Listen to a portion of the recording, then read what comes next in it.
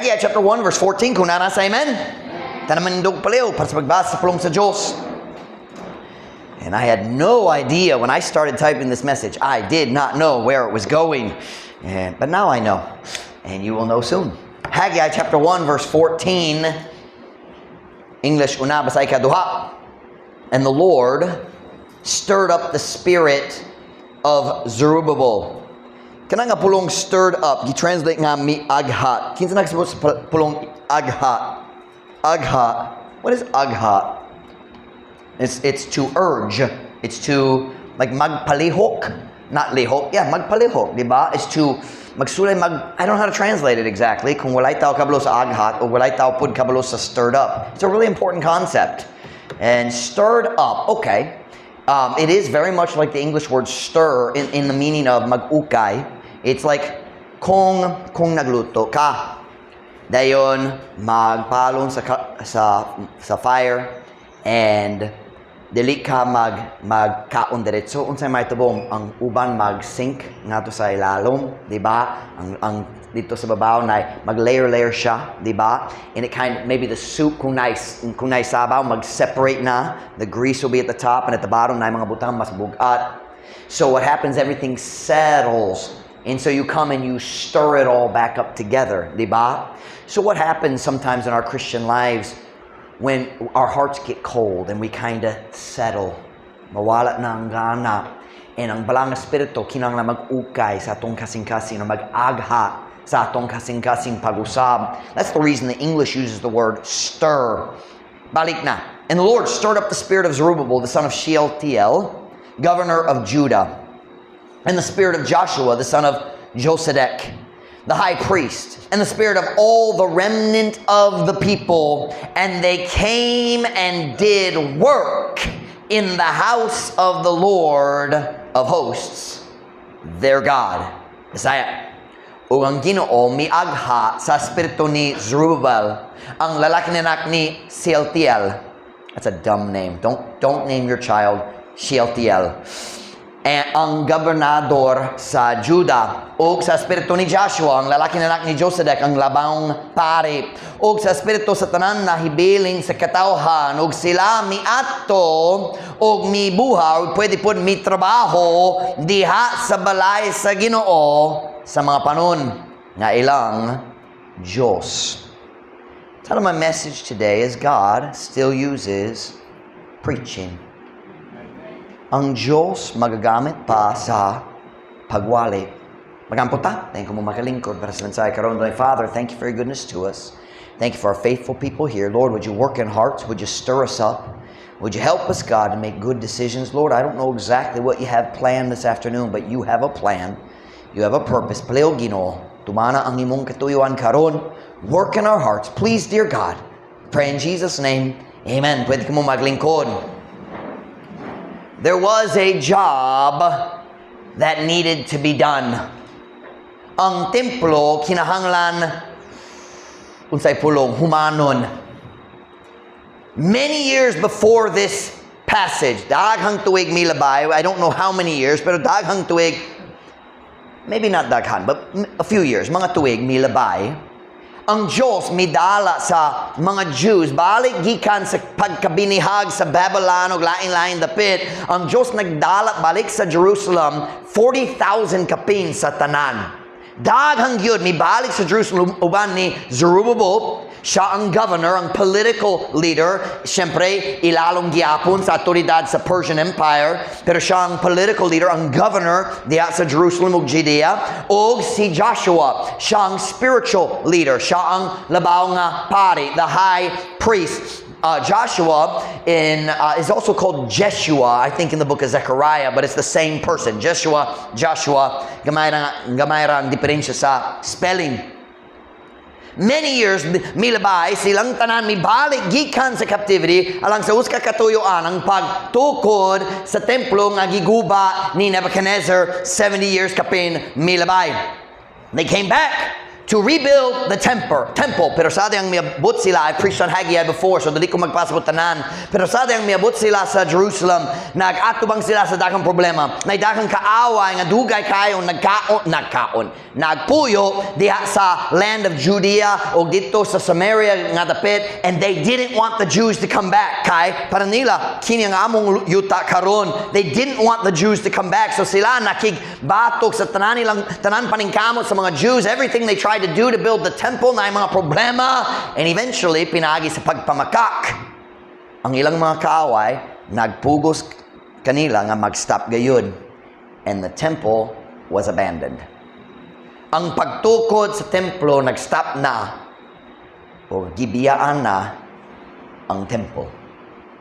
Mga tuig nilabay pag-usab, ug daghang sa ilang mga kaaway namatay or nibalhin or just tigulang na. And then, ang Diyos English, God raised a new king in Persia. O katong bagong hari, wala siya kabalo bisan unsa kabayan sa history, sa pakiglali, sa panagbingkol, ug pakigaway diha sa templo. He didn't know any of the history. He didn't know that Cyrus sent them back to rebuild the temple, and he didn't know about Darius who told them to stop. He knew no details. Wa siya kabalo bisan unsa. Ug diha sa paghari ni ini nga bagong hari sa Persia, ang Jews na bagong oportunidad maka-finish na gyud sila sa templo dito sa Jerusalem. Pero naay gamay nga I can't talk. I'm sorry. I am tired. Pero naanay gamay nga problema. Dili na sila ganahan. Diha sa paglabay sa mga tuig, nawala na ang ilang gana, ang ilang tinguha nga mutukod sa templo lang sa Ginoo. They had gotten busy with their own lives. Nagtukod sa ilang kauliong balay, himo sa ilang mga negosyo, ilang lain-lain paagi sa panginabuhi. And they just didn't want to. Wala na sila gana sa pagtukod nga mutukod sa templo. So what did they do? They started making excuses. Nag-alibay na sila. This isn't the right time. Dili na kini ang panahon aron mutukod sa templo sa Diyos. There was a job that needed to be done, but the people no longer wanted to do it. Bisan ang mga pangulo, bisan si Zerubbabel, bisan ang high priest nga si Joshua, what na gana? Bugnaw na ang kasing-kasing. Ug dili na sila ganahan mutukod sa templo. So what did God do? He sent a preacher. Naay something, naay trabaho nga kinahanglan himuon ang tao dili ganahan. So God did what He always does. He sent a preacher. Actually, He sent two. Si Haggai ug Zechariah. Silang duha tapad yun sa Biblia, o sila nagwali sa maurang panahon. If you read, those two books have the most dates. It says, on this day in the reign of Darius, on this day gayon, kini gayon nga bulan og pitsa gyud. And then you go to Zechariah, makita, you can compare. Zechariah preached here and Haggai preached here. It's very interesting. Kung mulantaw ka, mas taas-taas ang book of Zechariah, ug mas makalibog. He had a lot of visions But in general, if you compare Haggai and Zechariah, it seems like Haggai was the mean preacher and Zechariah was the nice preacher. Okay, so Haggai was more like your pastor and Zechariah was more like Brother Joe this past Wednesday. Haggai was more like your pastor and Zechariah was more like all the other guest speakers we have now that I think about it. And I can encourage, see Pastor Mike Mutindog, dili ko mag-encourage, get rid of God!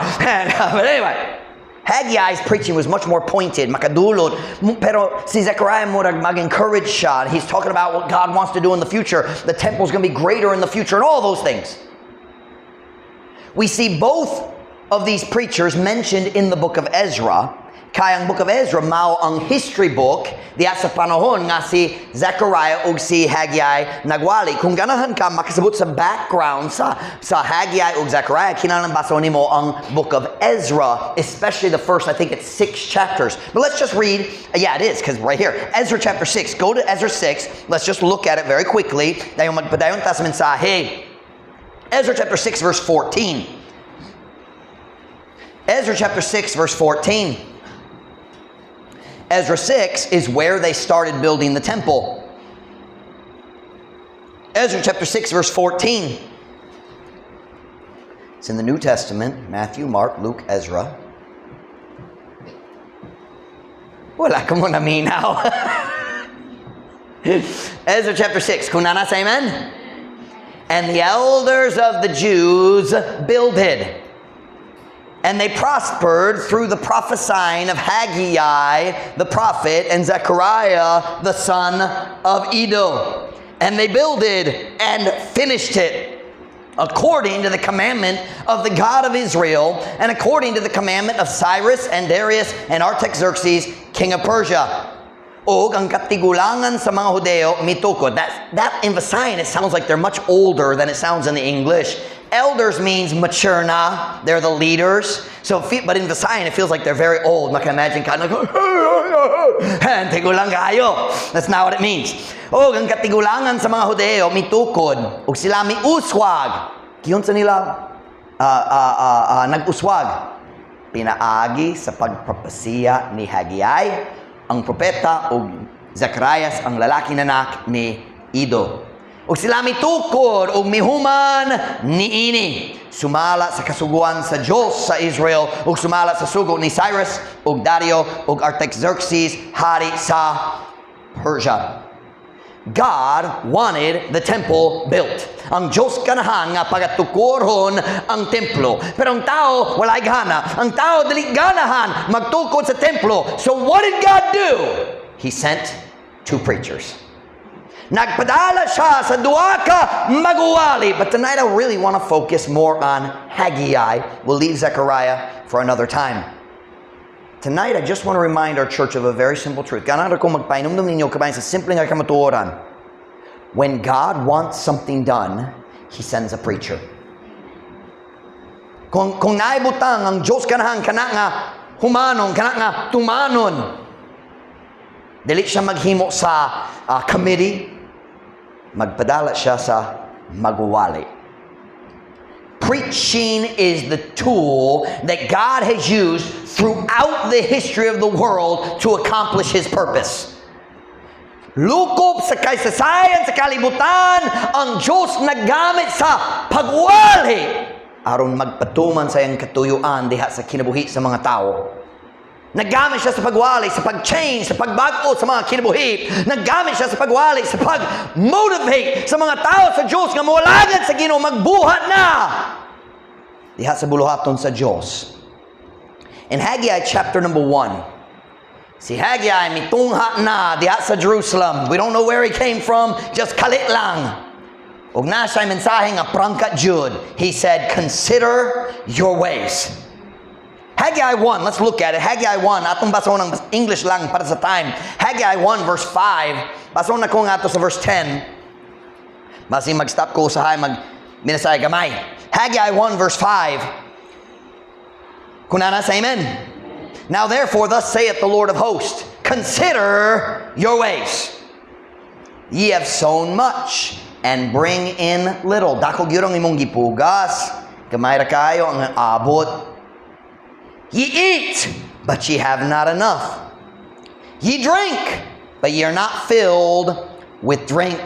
Ye clothe you, but there is none warm. And he that earneth wages to put it into a bag with holes. Yang gisulti, nag-work ka, nanay sweldo. Ug nagbutang, sama nga ikaw nagbutang sa imong sweldo, sulod sa bag, ug naay mga buslot na wala-wala. Thus saith the Lord of hosts, consider your ways. Go up to the mountain and bring wood and build the house. Ato na nga ato sa bukid, saka na, kuhang kahoy, balik na, og pagtukod sa balay, pagtukod sa templo. And I will take pleasure in it. Ako mahimuot niya na.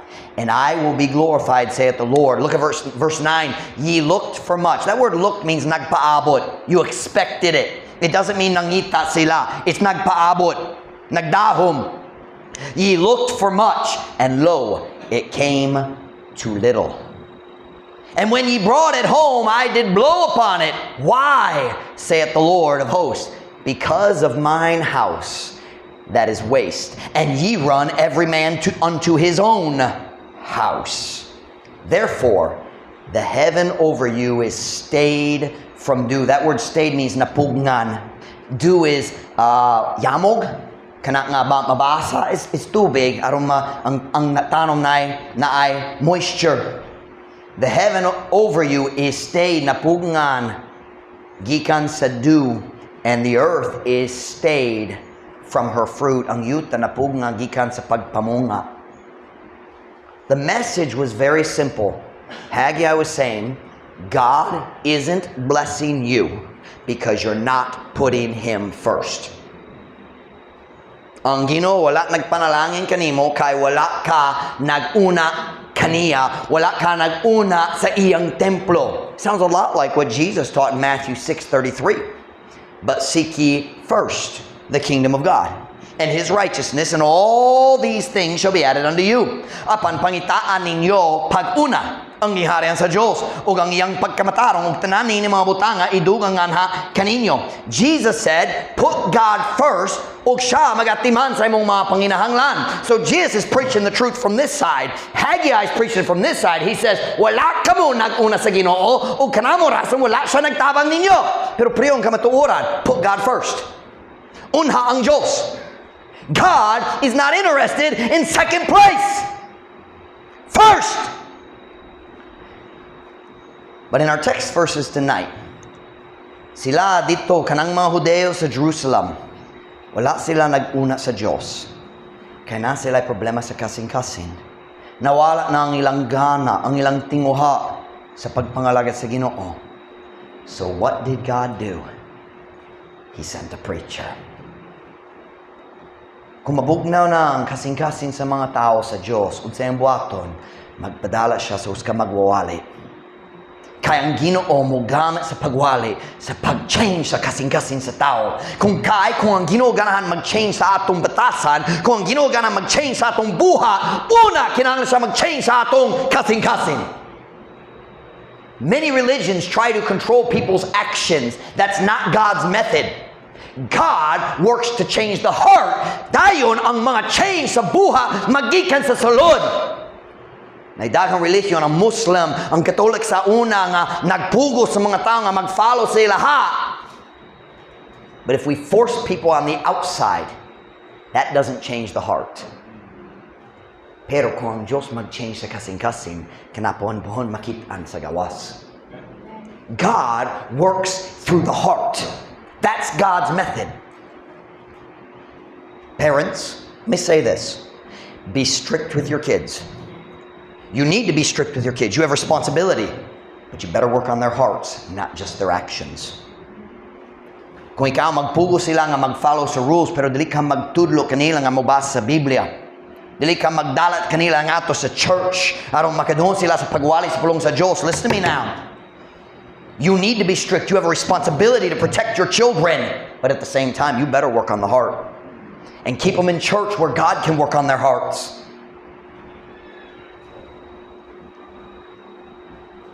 God sent a preacher. Truth Baptist Church, here's what I want to say tonight. Never underestimate the importance of preaching. Underestimate means mag-isip nga dali importante. Mag-isip nga gamay ra kayo. Mag-isip nga dili importante na. Don't ever. Ayaw gayud. Pag-isip sa pagwali nga uska gamay nga butang. Preaching is the tool God uses to change lives. And I just want to say tonight, we need more preachers in our world today. Kinahanglan ta sa mas daghang magwali sa atong kalibutan karon.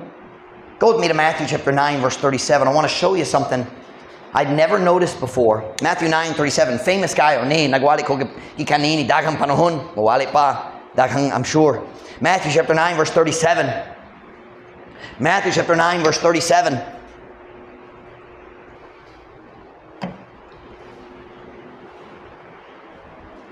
If we want God to work in the world, we need God to call preachers.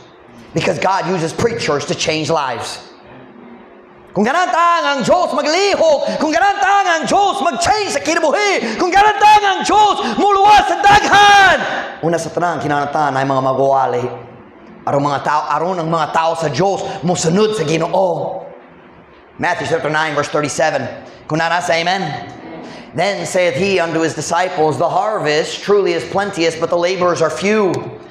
Pray ye therefore the Lord of the harvest that he will send forth laborers into his harvest. Dayon, nagaingon na siya nga to sayang mga tinunan, ang alanihon sa pagkatinuod, daghan. Apan ang mga mamumuo, mga trabahante diha sa umahan, apan ang mga mamumuo, jutay, pipila, busa, pagampog kamo sa Ginoo sa alanihon. Aron siya, dili aron. Busa, pagampog kamo sa Ginoo sa alanihon nga siya mo padala na og mga mamumuo ngadto sa iyang alanihon. Most of the time, kung magwalit ta kabay nining a verse or magastorita, we use this verse to talk about the need of more soul winners, and that is correct. The harvest is a harvest of souls. Ang mga kalag nga ready na nga maluwas. He said in another place, the harvest is white. Not brown, white. Brown is kung what's ripe. What is ripe in Visayan? Hinog na. White is subra. Hapit na mahulog. Kay hinog na o wala pa nakuha. Wala pa gipupo. Karampulong popo. We usually use this verse to talk about the need for more soul winners, and that is correct. Kinahanglan ta nga mas daghang tao moadto aron muwali sa mayong balita diri sa dapitan. Natay 50 barangays diri. We have about 20 soul winners for 50 barangays. We need more soul winners. As far as I know, there's only one other church in Dapitan that goes soul winning. The pastor in Polo, mag-soul winning siya. I don't know if any other pastor goes soul winning. 50 barangays, 20, 21, 22 soul winners. We need more soul winners. Dili mahimo nga kita makakabot sa tanan tao nga ready na gayud nga maluwas kung 20 ka buhokrata sa 50 barangays. It is not mathematically possible. 20 soul winners cannot reach 85,000 people. We need more soul winners. And we usually use this passage to talk about Ginoo palihog, ipadala ang mga soul winners ngadto sa alanihon aron mas daghang tao maluwas. Kablumi nga nay daghang tao ready na gyud nga maluwas. We just need to find them. We know, God, please send laborers. And that's not wrong. But I noticed something this afternoon I never noticed before. Look back at verse 36. But when he saw the multitudes, nakakita siya sa kadaghan nga mga tao. But when he saw the multitudes, he was moved with compassion on them because they fainted and were scattered abroad as sheep having no what? Sheep having no what? Shepherd. Apan sa diha nga siya nakakita sa mga panon, siya natandog uban sa kaluoy ngadto kanila. Tungod kay sila nangaluya ug nagkatibulaag bisanasa ingon sa mga karnero nga walay magbalantay. Pangutana, unsa ba ang shepherd? Siya ang pangulo sa mga karnero. The word pastor literally means shepherd. Ako, usa ka, shepherd. Niini nga flock sa Diyos. In Spanish, they say shepherd literally as pastor. Kung mag-translate ka sa pulong magbalantay nga to sa Spanish, ang pulong pastor.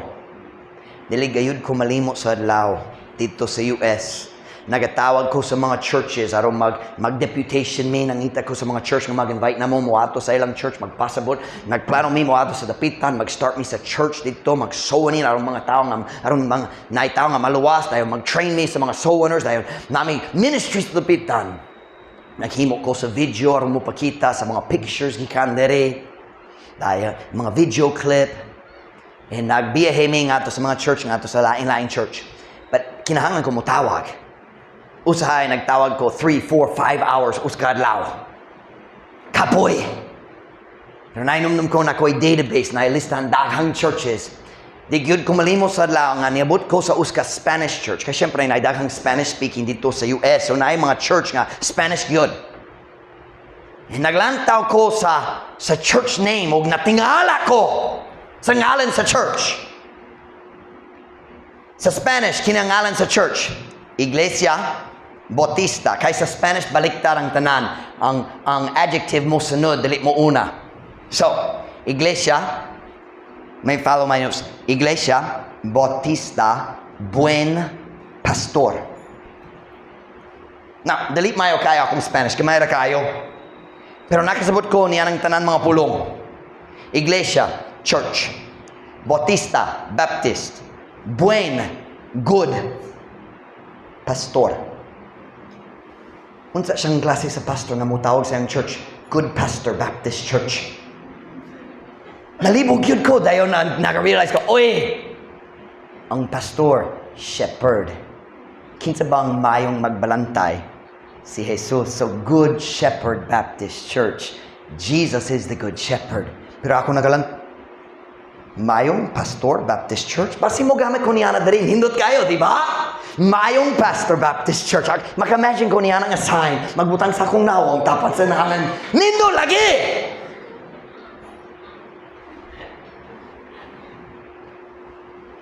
The shepherd is the leader of the sheep. Tinuod gayon na kinahanglan ta mas daghang soul winners. Pero naius ka butang nga mas importante pa. Kinahanglan ta sa mga pastor. Kinahanglan ta sa mga maguwali. Dili ang tanan maguwali, pastor manggod. Si Brother Michael, us ka maguwali, pero dili siya ang pastor gyud. Pero dakong tabang siya kanako. Mag-lead pod siya sa mga soul winners. Mag-lead sa junior church. Nakadoon ko si Brother Jomar, nagwali ganiya. Mau ba?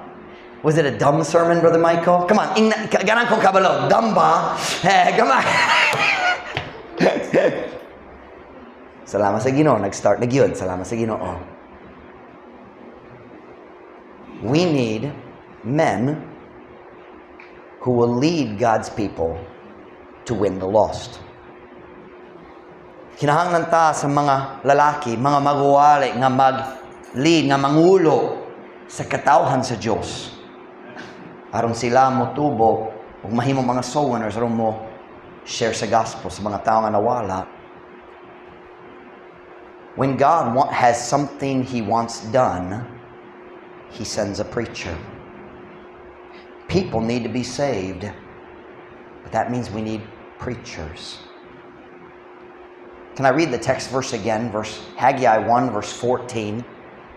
Haggai 1, verse 14. I don't remember where we were. I think we were in Matthew. So just a few pages back. Magatras kamay. Kay na ay Matthew, dayon Malachi, dayon Zechariah, dayon Haggai. And the Lord, Haggai 1:14, and the Lord stirred up the spirit of Zerubbabel, the son of Shealtiel, governor of Judah, and the spirit of Joshua. So the Lord stirred up the spirit of Zerubbabel and the spirit of Joshua, the son of Josedek, the high priest, and the spirit of all the remnant of the people. And they came and did work in the house of the Lord of hosts, their God. When did God stir up the people to do the work? Sa dihang ang maguwali, nagbarog, aron muwali. I'm saying tonight, we need more preachers. Kung wala'y maguwali, wala'y mga soul na nga napuno sa balang espiritu. Kung wala'y maguwali, wala'y Diyos nung Kristohanong nga separated manggod gikan nining daotang kalibutan. Kung wala'y maguwali, wala tay mga kaminyoon nga malipayon og Diyos nun. Kung wala'y magwali, wala tayo Sunday school teachers, wala tayo junior church workers, wala tayo nursery workers, wala tayo ushers, wala tayo route workers nga mo at tumudala sa tao nga to sa church. I'm saying today, if we want God to send laborers, first we need preachers. Dili gayud ko malimot sa adlaw. Nang Diyos mitawag ka na ako sa pagwali sa iyong pulong. Murag 11, passing 12 years old na ko, niya ng panahon na. Bata pa, maulawon kaayo. Kamu karong maghuno-huno, pag-agnawong si Pastor Mike, sa akong pagkabata, maulawan gyud ko. I couldn't talk to adults without tears in my eyes. Kung mag-study ko sa mga dako, na mga luha sa akong mata, kay ulaw gyud. I was 11, basing 12 years old. Napaydaghang laing mga batanon sa among church na nag-surrender na sa tawag sa Diyos. And I didn't fully understand what God was doing. Wala ko nagsabot yun nga siya nagtawag na ko nga magwali. But I knew God was calling me to the ministry. Nag-feel ko niya na sa akong kasing-kasing. Wala'y pagduda. Dugay kayong Diyos. Nagliyog sa akong kasing-kasing. And one Sunday morning, no special service. Dali conference man, dali youth rally, dali camp. Just Sunday morning, naglingkod ko sa second row, dodo sa dapit ni Michael karon. I've told this story many times. Dili ko madugay sa story. But God was speaking to my heart and I knew it. And I came to the front and I made a decision. I used the words, God is calling me to full-time Christian service. Niyan ang panahon na wala ko sigurado yun nga magwali. Sa kamaturan, wala ko nagato nga magwali ko. Kaya ulawan, dili ko makawali. Even after I surrendered to preach, I told my mom, I said, I don't know what God wants me to do, but I don't think I'm going to preach. Di ko maka-imagine mo tindog ko atubangan sa mga tao. Di na ko kaya. But I came to the front and I made that decision. Basin na yung mga tao sa mong church nga wala nakamatikod, wala naghuno-huno nga kanaus. Maybe they didn't even really believe it. Little Mike Morrissey, mawali, basin. I don't think anybody had that attitude, but I kind of wonder if some people thought, tanaw na to. Mike Morrissey, niwang kayo. I was skinny like AJ, but I didn't have a fat head like AJ. I was so shy. At that time, I hadn't even shared the gospel yet. Wala pa ko nagsangya, wala pa ko nag-share sa tao. I led my first soul to Christ on my 14th birthday. Pero ang Diyos mitawag kanako, and I knew it. I didn't immediately start preaching. Bata pa ko. Pero kabalo gayud ko nga gitawag nako sa Ginoo. And as I got older, when I was 14 kapin, I don't remember exactly, but I was 14 kapin, I preached my first sermon. It was stupid. Michael and Vaughn's sermons were both better than my first sermon, I promise. Wow, nagdako ng ulo ni Michael karon. I preached my first sermon, I was 14. And then as I started getting older, I preached a few more times. Dayon niabot na ko dito sa Bible College. And once I started preaching, sa diya nga, nagsugod na ko nga magwali usahay. And dali kanunay, dali ko pastor, but kung na'y oportunidad, nagwali ko. Let me tell you something. When I started preaching, something changed in me.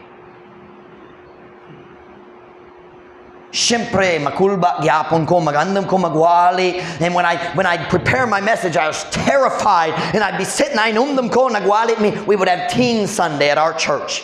And on Teen Sunday, ang mga preacher boys nga, high school pa, makawali. Dili madugay, 5 minutes lang, maybe 7. And I remember waiting to preach. Kulba, good. But then when I stood up, aron muwali, something changed. You listen to me. When God calls a man to preach, He changes him behind the pulpit. Can I tell you something? Maulaw yapon ko hangtod karon. I like being alone. I don't even like you guys. I mean, sorry. Oh, sayo ko, sayo. But I am ulawong yapon. But when I stand up to preach, something happens. What is it, Pastor Mike? I don't know. It's God.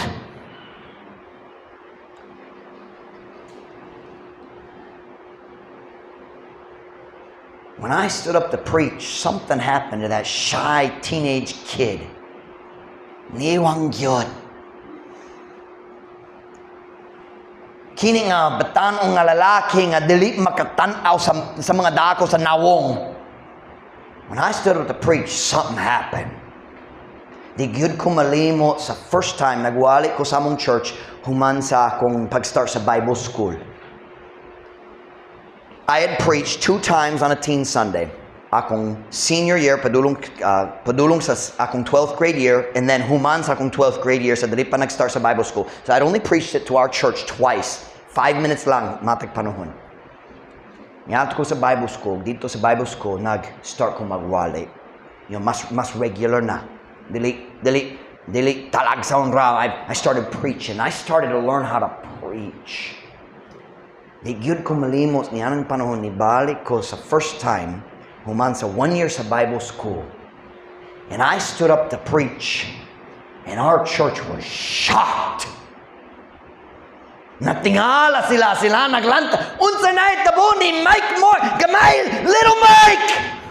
I'll tell you what happened. God called me, and when God calls you, He changes you. You say, Pastor Mike, I can't preach. You don't know until you try. If God calls you, you can preach.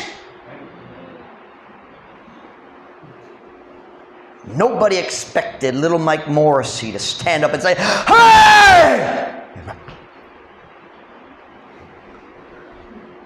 Even on deputation, kami ni Ma'am Ruth, naminyo na, nagbiyahe na sa 2008, 2009.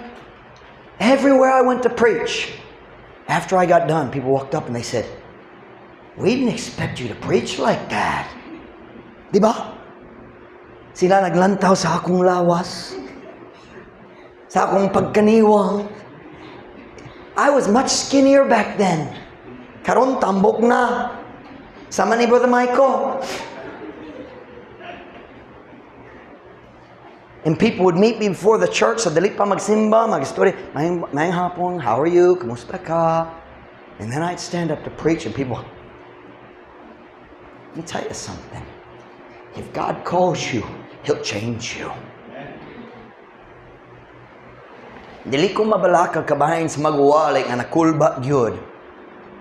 Mabalaka ko kabahin sa magwali nga mag-feel nga, yeah, kaya na ako. Sayon kaya ni. That's the man who's gonna fall. Kanang tao nga mahagbong.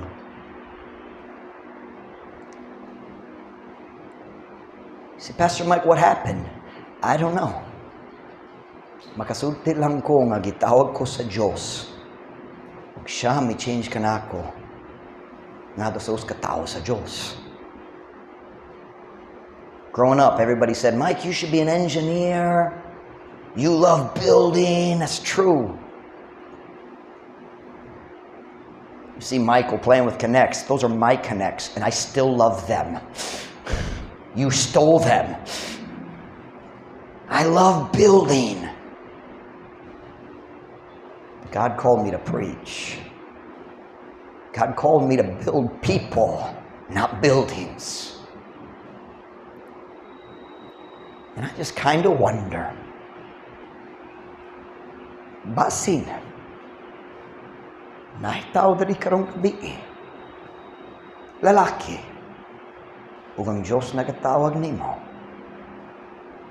Sorry girls, kini dili para ninyo. But I just gotta wonder kung naay mensahe sama niini. Basin na lalaki ang Diyos karon nagtuktok sa imong kasing-kasing. I want you. Ginoo, dili na ko kaya. Ginoo, maulaw ko. Ayaw paglaya sa tawag sa Ginoo. Wala kay diyon sa mahimo sa Ginoo pinagi kanimo kung ikaw mo tubag sa iyang tawag. We've had some young men in our church, and by the way, it's not just young men. Sometimes God calls older men. We've had some young men God has called. 4 of them went to Bible school last year. They're not here. Nagaandam sila sa pagsunod sa kabubuton sa Diyos. Wala ko'y pagbahay. Gimingaw kita nila, siyempre. Pero salamat sa Ginoo, nagasunod sila sa kabubuton sa Diyos. Unsay plano sa Ginoo sa ilang kinabuhi, wa ko'y idea. May I say tonight, dili ka kinahanglan may special conference aron ng Diyos mo tawag nimo. Ang Diyos may tawag na ako sa Domingo sa buntag. Pero sa kamatuoran, nagalihok siya sa kung kasing-kasing dugay kayo before that service. We've had some other young men surrender here. Basin na ilaing. Ang Diyos nagtunog sa imong kasing-kasing. Akong pangatana, mutubag baka sa tawag sa Ginoo. I gotta believe na irason para nining ang mensahe. I was not planning on preaching this. You know me. Sa diyang nag-start ko nag-typing, wala ko'y idea nga padulong ang mensahe nining nga destination. You don't need a special conference. You don't need camp. You don't need a youth retreat. Kinahanglan ka nga ang balang espiritu magtuktok sa imong kasing-kasing. So I ask, ang Diyos pa nagatawag nimo? Huwag ako mga tana, mutubag baka sa iyang tawag. Mutubag baka sa iyang tawag. We've had some young men already surrender in our church. I'm not talking about my staff right now. I'm talking about the young people still preparing. Kinsa diri ang nag-surrender na nga magwali? Kinsa ba? Michael? Von po, di ba? Napayla, nagikalimtan ako. Kung nga gitawag na o nagtubag na ka, would you stand right where you are? Michael, tindog na. Von?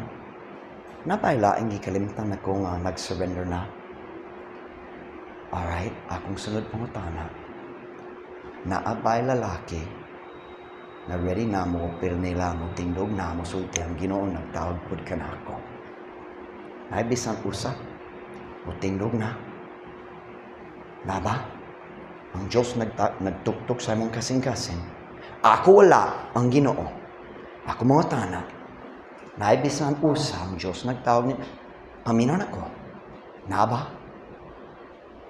Nag-feel ko ang Diyos naglihok. I'm not the one trying. I think God is.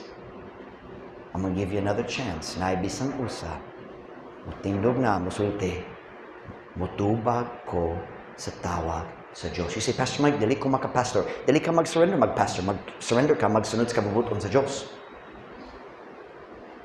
Naibisan, everybody look at me. Tanaw ko. Don't look at each other. Ayaw pagtanaw sa usag-usa. Tanaw ko. Is God calling? Is God calling? Salamat, guys. I don't know what God's doing tonight, but I believe He's doing something. Can I beg you? Kung nag-feel ka nga pasin ng Diyos ganahan ka magwali. Pasin makastory ka ni Brother Michael. Nakasabot ko, ang uban maulaw na ko. I get that. Merakano ko. But would you talk to Brother Michael? Would you talk to somebody else? Would you make the decision? Tubaga ang tawag. Tukon na mga ulo, piyong mata.